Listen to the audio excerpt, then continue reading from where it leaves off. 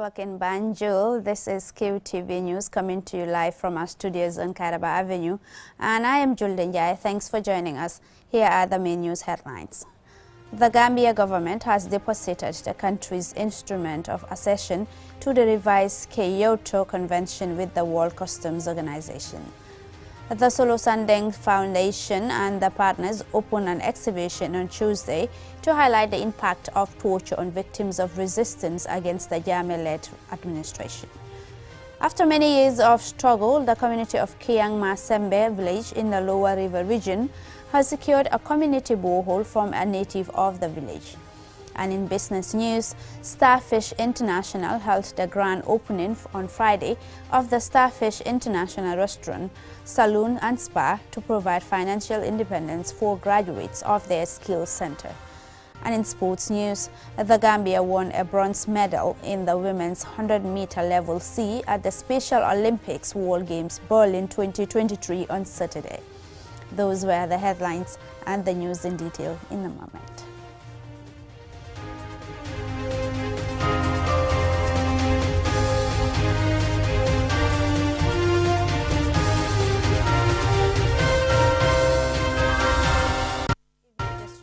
This is QTV News with me, Julden Jai. And on Friday, the Gambia government deposited the country's instrument of accession to the revised Kyoto Convention with the World Customs Organization. Yankuba Dabo, the Commissioner General of the Gambia Revenue Authority and the delegation attending the ongoing World Customs Organization Council meeting in Brussels, made the deposit. Aliou Cisse tells us more. The revised Kyoto Convention, also known as RKC, is an international convention on the simplification and harmonization of customs procedures, which came into force on 3 February 2006. The Gambia's instrument of accession letter was signed by Dr. Mamadou Tangara, the country's Minister of Foreign Affairs, International Cooperation and Gambians Abroad.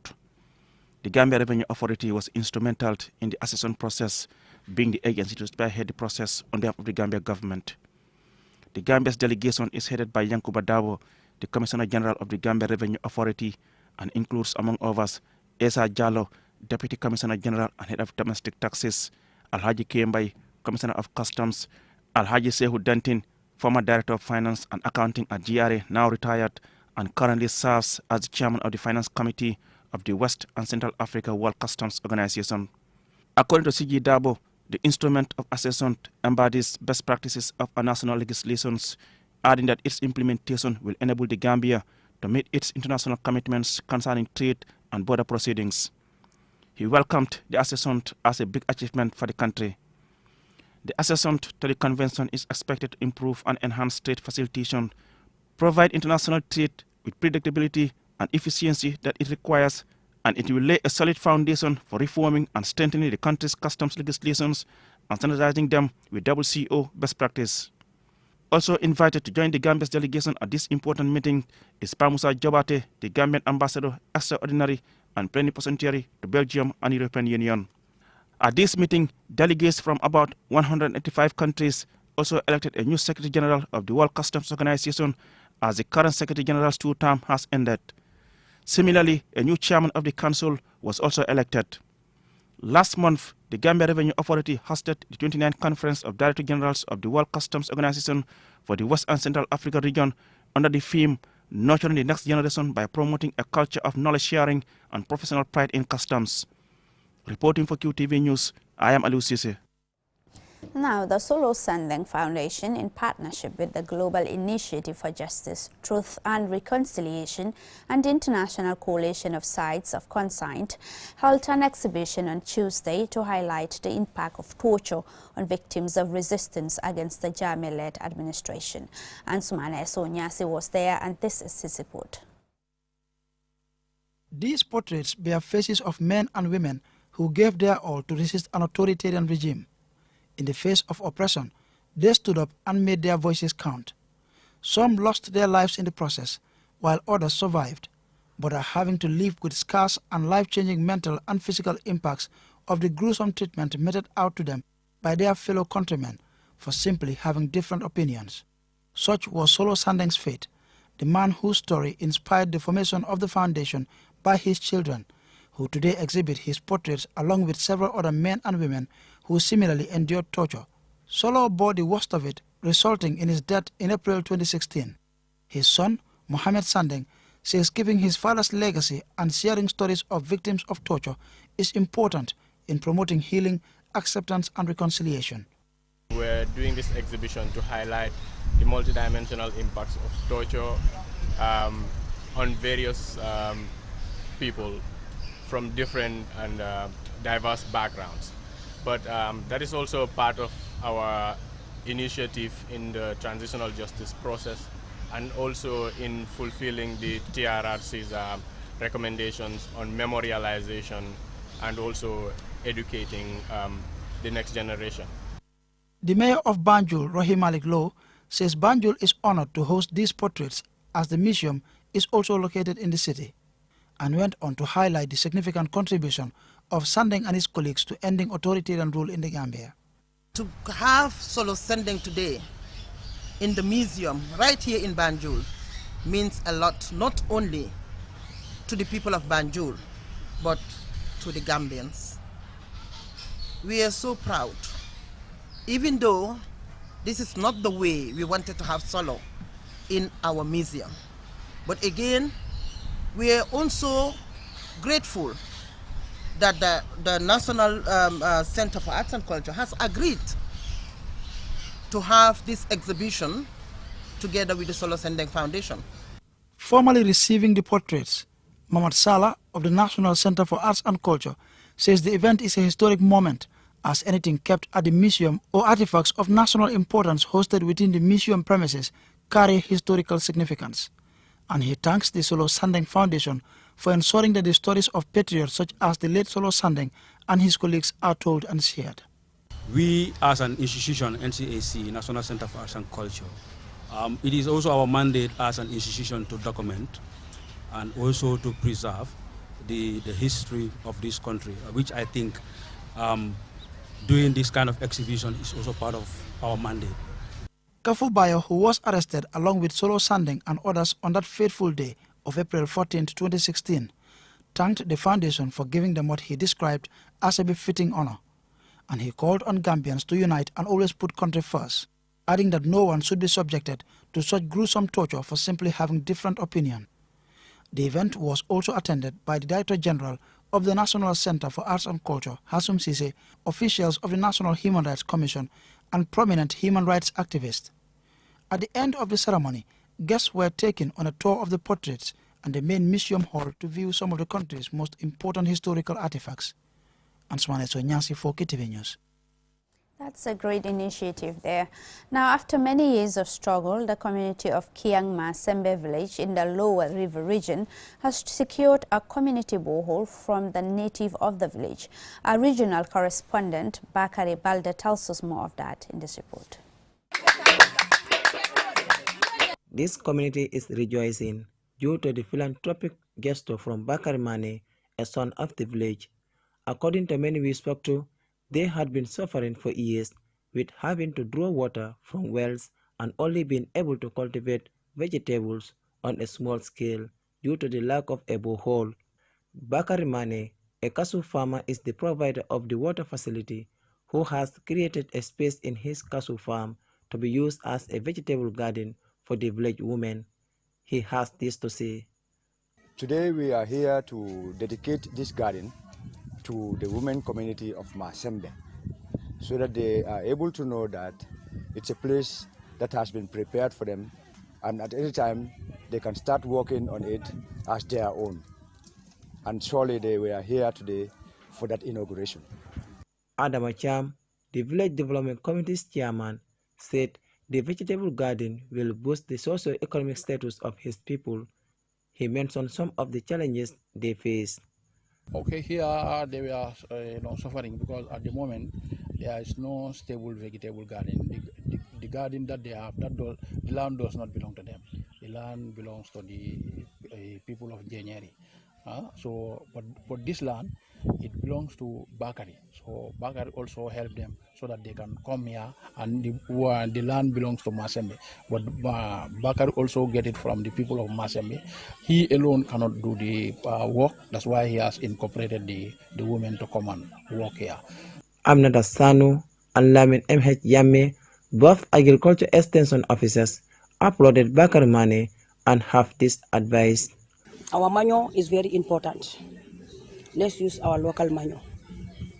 Yes, and we'll do that. Inshallah, our compost, topsoil, this other manure, even these ones, our onions, they are spoiling here. This should not be spoiled. We should add it to our local manure or to topsoil. We mix it together and we make it compost. The advice I'm going to give them is, you have a borehole, unlike the other one, that is a well. You have to drill from the well. So this one is a borehole. There are so many vegetables that don't need too much of water. So in that case, you have to be able, you should try and they should try and discuss with their VW to be able to distinguish the kind of vegetable that need much water and the kind of vegetable that don't need that too much of water. On behalf of the women of the village, Binta Jaju expressed delight and urged the women to make the best use of the vegetable garden. The work commences and the produce from the garden will be used for both commercial and family consumption. For QTV News, I am Bakari Balde. Well, that report there will take us to a short commercial break. When we return, we have a business as well as sports news stories for you. Do stay tuned.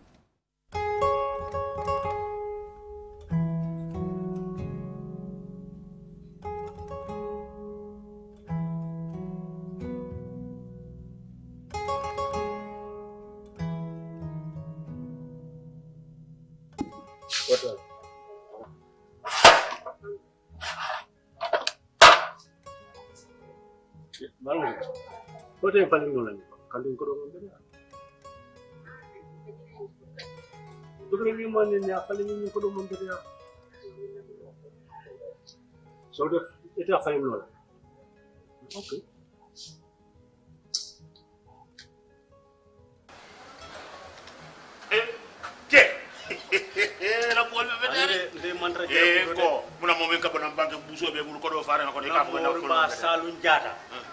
ay kodo kenya nan nado kodo kamaja je sa ni na fo ko di furi hey nga kodo bala kana falina akoy kodo damale be je ni may sama no ngatu je atata falina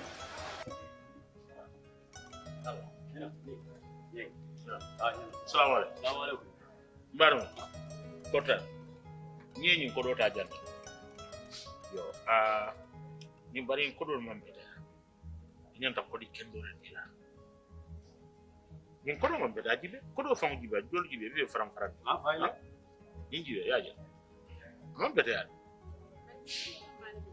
iba falin nale central bank ye memfo inal tolier yal safe ye memfali al yalla iko clean note policy ko di kendo al kalmol jowala in kodi furi ngo kodi fundo alka mol sigal ka di mon am betea dibe nyi mudalal e kodi kendo di ni wote memba kunna tole te ala bita central bank andu memba kunna tole e kana van dole ta de bole so janno bebe tarraje kodo mudaya munena tawolantele yalon ko e nyanta kodi kendo di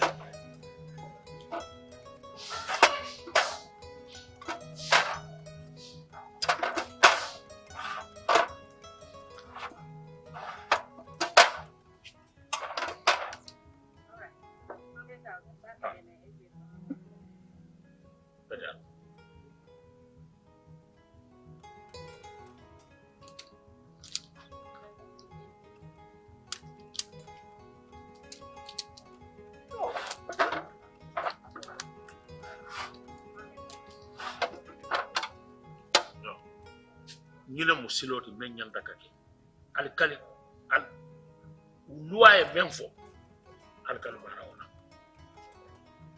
fodi kendo al kali waldi mo al yama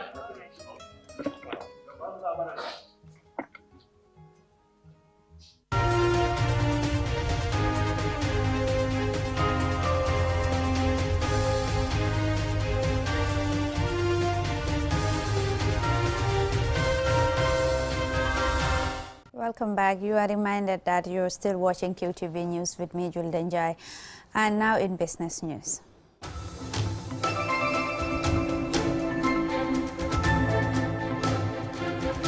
Starfish International held the grand opening ceremony on Friday of the Starfish International Restaurant, Saloon and Spa, which aims to provide financial independence for the graduates of their skills center.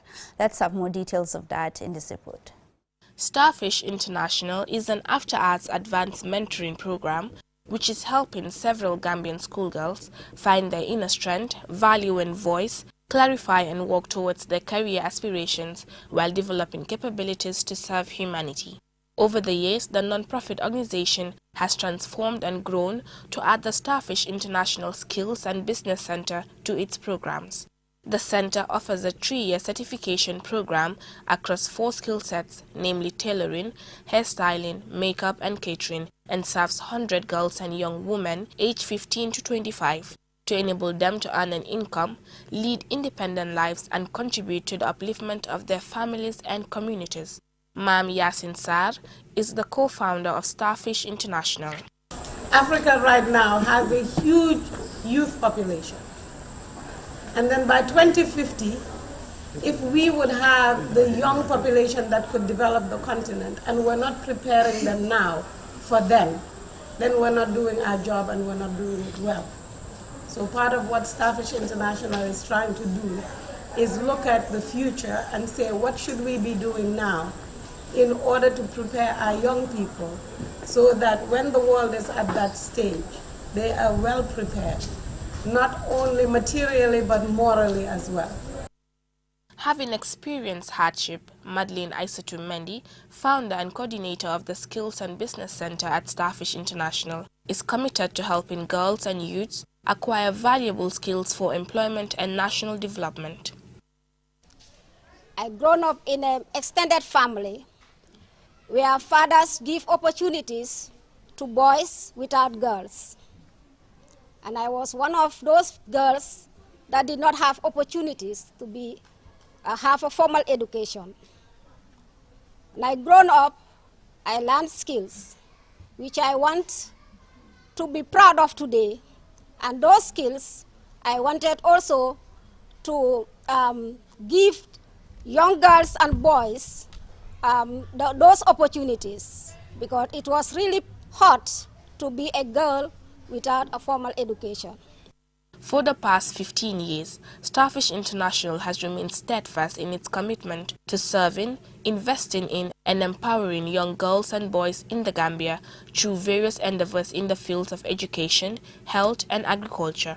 The restaurant, Saloon and Spa will provide a platform for graduates of the Skills Center to showcase their abilities and enhance their financial independence. Mariama Kurubali, a Starfish mentor and general manager of the Starfish International Restaurant, Saloon and Spa, highlights the significance of the new building. One of the main reasons for the salon and restaurant is for Starfish to be able to be independent on its own and be able to generate income, to be able to pay school fees for our students and our Skills Center students and all of that. So the hope is that, Gambia will see this for what it is and will be able to come out and show their support. Founded in 2008, Starfish International's mission is to empower Gambian girls by providing them with an advanced education focused on service to humanity, while at the same time providing international service learning opportunities for their volunteers. Reporting for QTV News, I am Lena Igwenyiba. The report will take us to some sports news.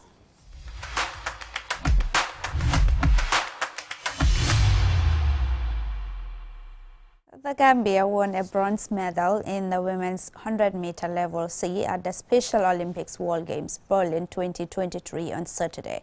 Our sports reporter Mamadou Gajaga was at the Olympic Park Stadium, and this is his report.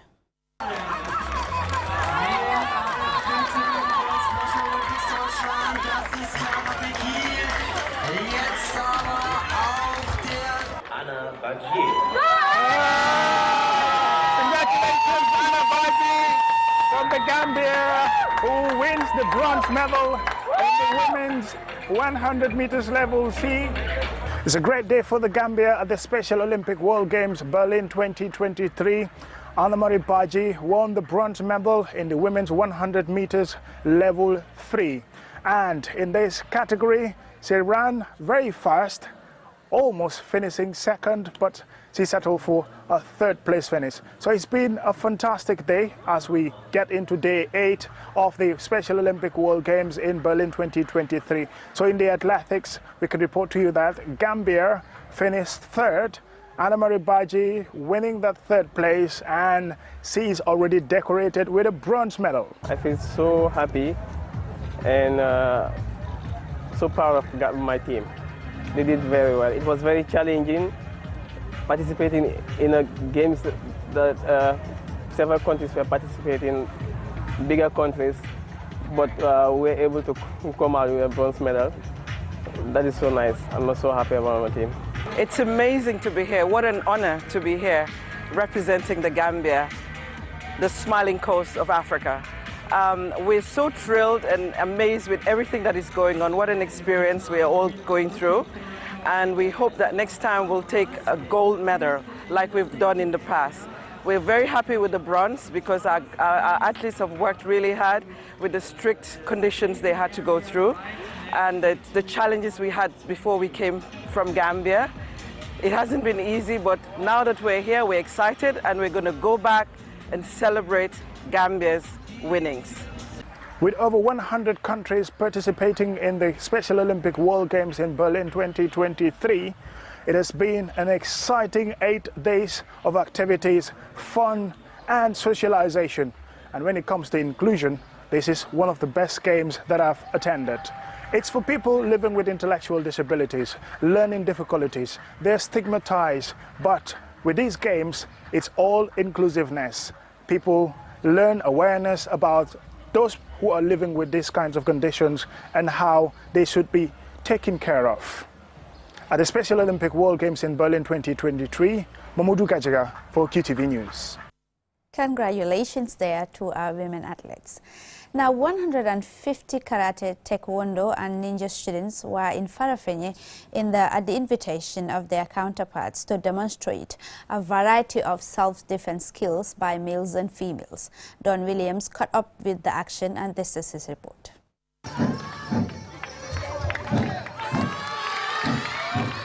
The Farafenni Karate Club was established in 2012 with only 23 students and now has registered 85 students, who sometimes provide security during major activities in Farafenni.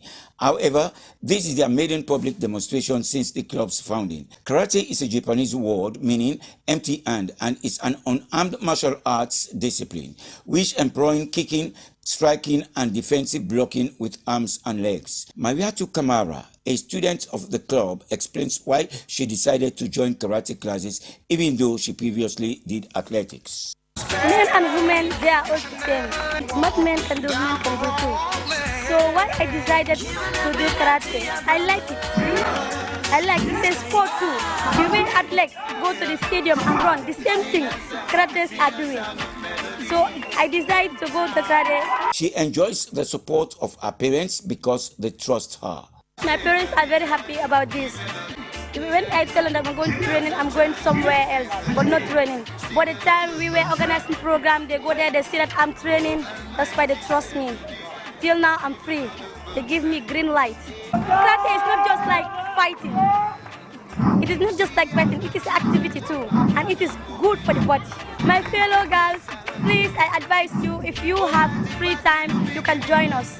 The chairman of Caravan Area Council, Councillor Malik Samba, parents, friends and other invitees were in attendance to see the young girls and boys demonstrate their skills to the amazement of all present. Malik Samba, councillor in Farafenni ward, expressed his elation at being able to witness such an activity in his ward.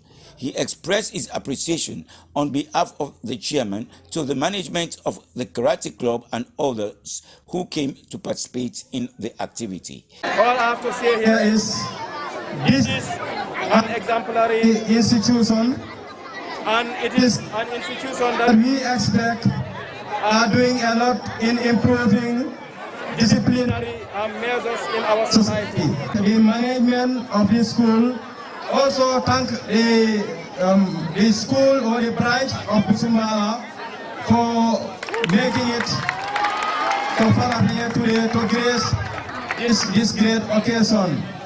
He was satisfied with the discipline demonstrated and urged parents to allow their children to join in such an institution. All what you are doing is geared towards good upbringing of the children of our society. On that note, I am urging all parents and everybody to support their children when they want to join such an institution. I am also telling you guys that our doors are open, and whatever we can do to support you, inshallah, we are going to do it. At the end of the demonstration, the founder and his wife thanked everybody for attending and making the program a success. ñu ngi sant tamit saal yi nga xam ne teew nañ fi yëpp xam naa suñu limee juum ñoom ñëpp ñu ngi leen ay sant di leen gërëm ak sanse bi nga xam ne moo jógee depuis Soma ñëw. Karate and other combat sports teach self-defense, build reflexes to stand up to threats, build character, confidence, strength, flexibility, and agility.